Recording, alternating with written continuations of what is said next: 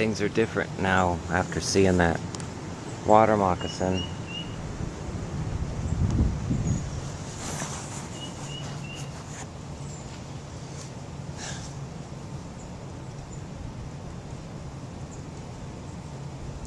Look at me out here hiding in the woods. My roommate's home. I really don't want to spend any time with her. Some of you might have guessed she broke my hand, and it's broken pretty bad.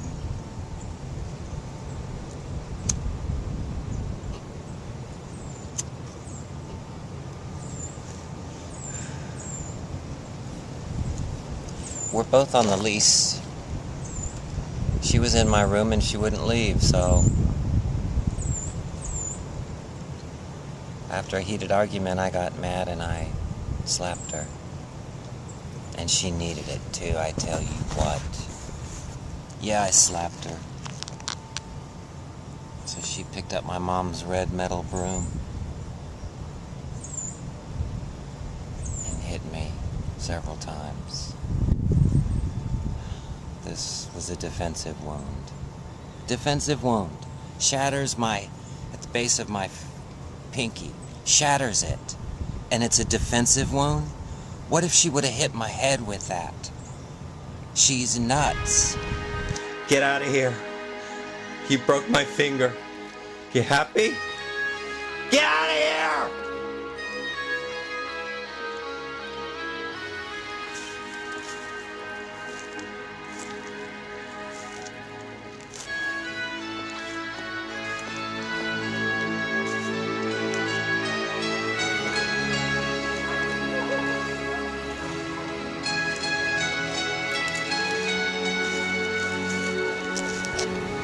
I called Adult Protective Services. They came out yesterday and talked to her. I was out here in the woods. I filmed that water moccasin. So she comes back today. Told her everything. She says that she has to close my case because I'm not 65. Really? Really? Okay. So if I'm a child, I can call Child Protective Services. They'll protect me. But I'm not an adult, which is 65 and up, so they don't protect me. I fall in the loophole, the red tape, if you will, where I have nothing. Plus, being a male. Nothing personal, ladies, but no kids. There's really not a bunch of resources for a long-haired time traveler that everyone seems to have forgot. 2 years ago, I was living in a nice apartment with Mom on the 3rd floor. I couldn't leave. It was the happiest times of my life up there. It was stressful.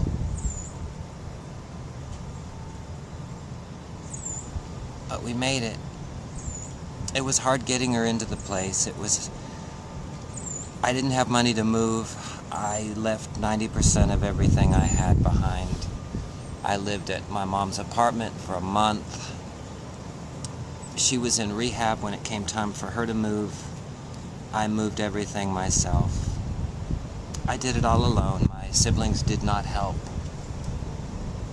At that time, I became power of attorney at Mom's bank, but she didn't have much money. We lived month to month.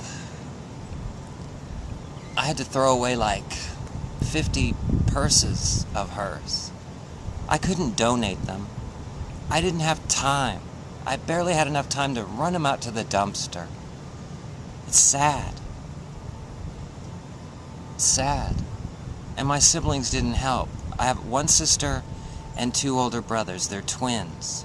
They're 7 years older than me, and my sister's 3.5 years older than me. They didn't help me move. Even my one brother sabotaged everything. I needed a note from my mom's family doctor saying I'd be her caregiver. My jerk brother Paul calls and says, "No, don't give Dale the letter he needs. We've decided to put her in the Corinthians, an old folks' home." Anyway, I managed to get Mom in. The manager at those apartments, she was real nice. She did everything she could, and we were in. But still, like when my jerk brother would call, he would try to turn my mom against me, and you know, her mind was going with dementia. She's sensitive. But you know what? My mom was smart. She never liked my brother Paul. He's a greedy bastard. My sister, I don't know what to think of her. My dad was a jeweler, and I'll tell you what, she likes jewelry. She's got more pearls than Liz Taylor ever had. She even took my mom's wedding ring before she died, for Christ's sake. I have trouble with that, you know. Mom would always notice her ring missing. One time I called paramedics, and she lost her other ring. So, my siblings probably thought I took it. What am I going to do with it? Buy drugs? I don't do drugs. Buy clothes? I assure you, I have not bought a shirt since this red burgundy shirt that I bought for a Christmas party. I paid $16 for it. That's the last shirt I bought.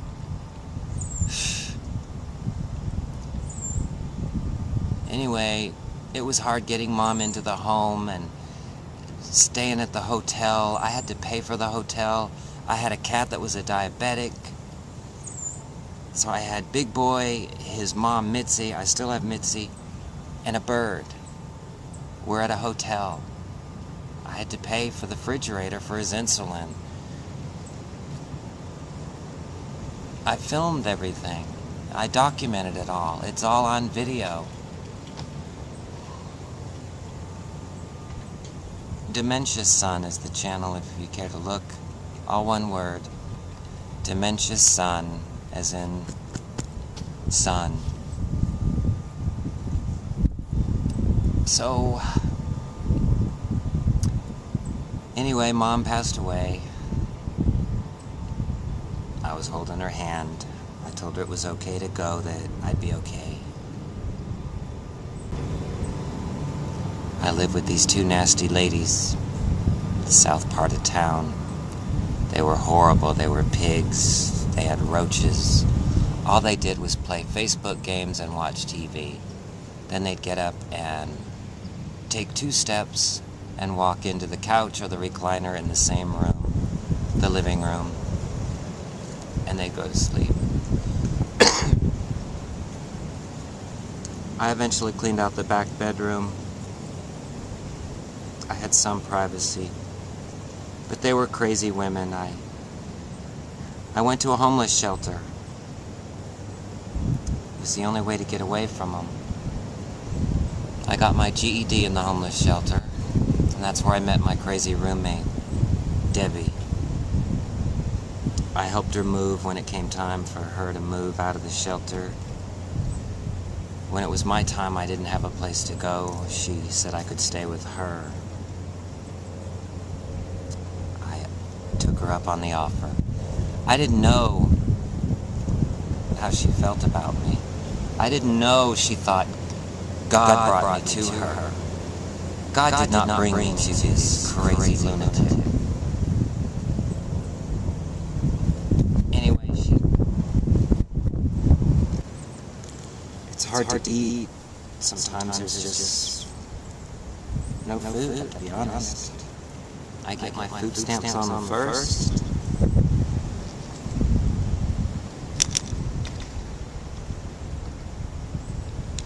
My roommate still has some of hers, but she's too cheap to go and buy little things like milk, bread.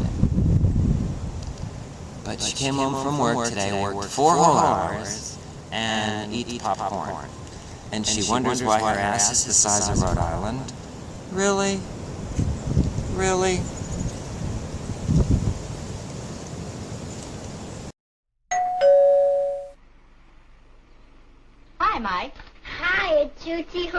She has a cold, and the doctor wants her to stay in bed. Oh, does it hurt and have a temperature? No. I gave her aspirin, but she still can't come out. What kind of aspirin? Bayer Children's aspirin. That's what my mother gives me. Now, that's because she loves you. And when you feel better, she feels better, too. Mothers are like that. Yeah, they are. When you give new orange-flavored Bayer aspirin for children, you and your child will both feel better fast. Each tablet is the exact dosage doctors recommend for children. Its new orange flavor tastes good, so youngsters take it readily. The grip-tight bottle cap helps keep them from taking it on their own. Last but not least, it gives you such confidence to know you're giving the best. Always rely on new orange-flavored Bayer aspirin for children. You and your child will both feel better fast. Everyone in my family's overweight. But not me. I went on the stress diet. All you can stress, the pounds just fall off. Yeah.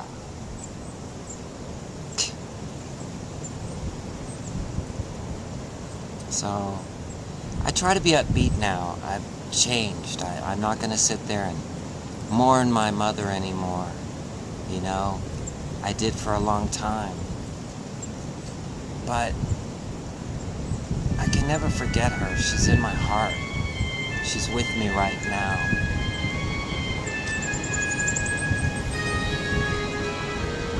I took care of her because I loved her.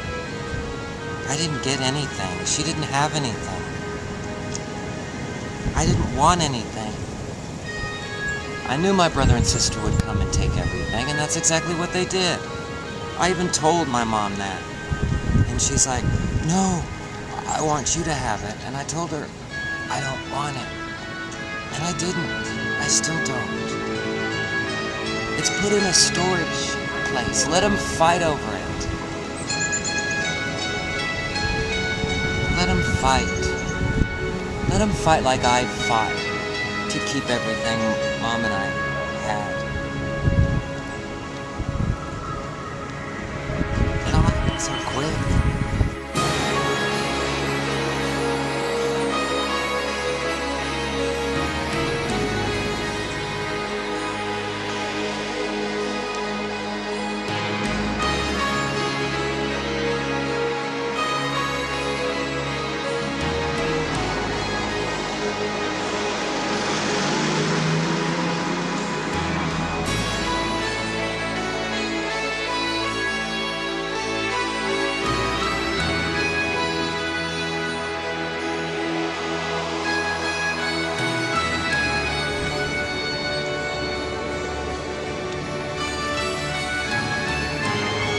My mom practically loved me. She never became mean. It's only one time she forgot who I was. She always knew me. She called me the little one.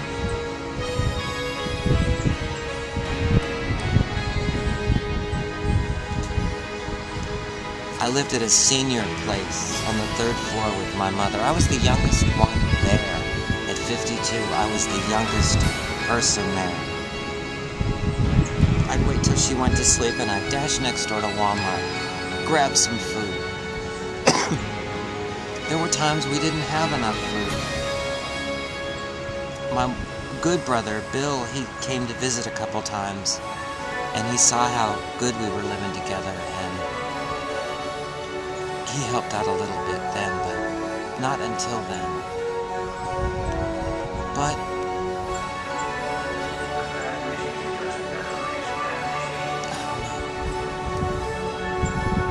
I promised my dad I'd take care of my mom. We all did. And I was the only one that did.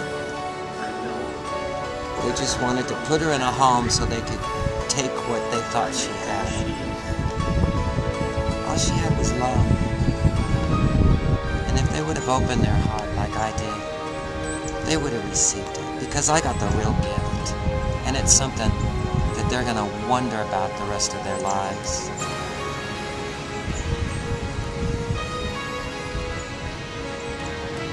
I don't have much. I don't have storage units full of stuff. I've got basic jewelry. I never wanted jewelry. It does nothing for me.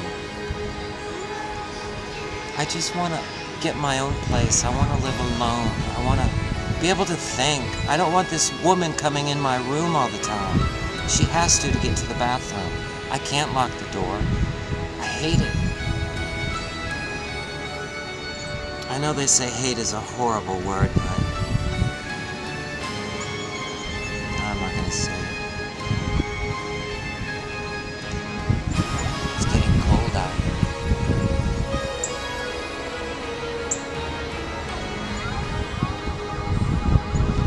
Yesterday was 78. And the day before that, 78 degrees when I did the video.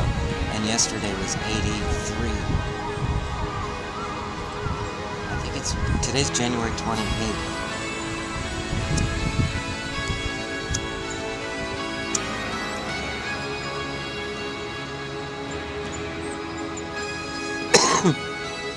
It's tobacco, by the way.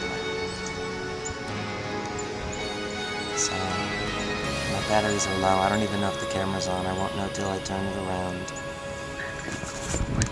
Oh, hey, it's still working. 16-something minutes. I'll definitely have to edit this. I have so much to say, and my mind's gone.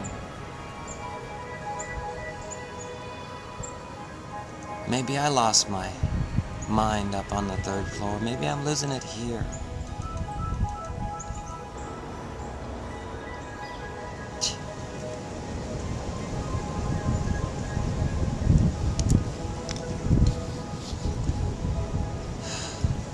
Thanks for listening.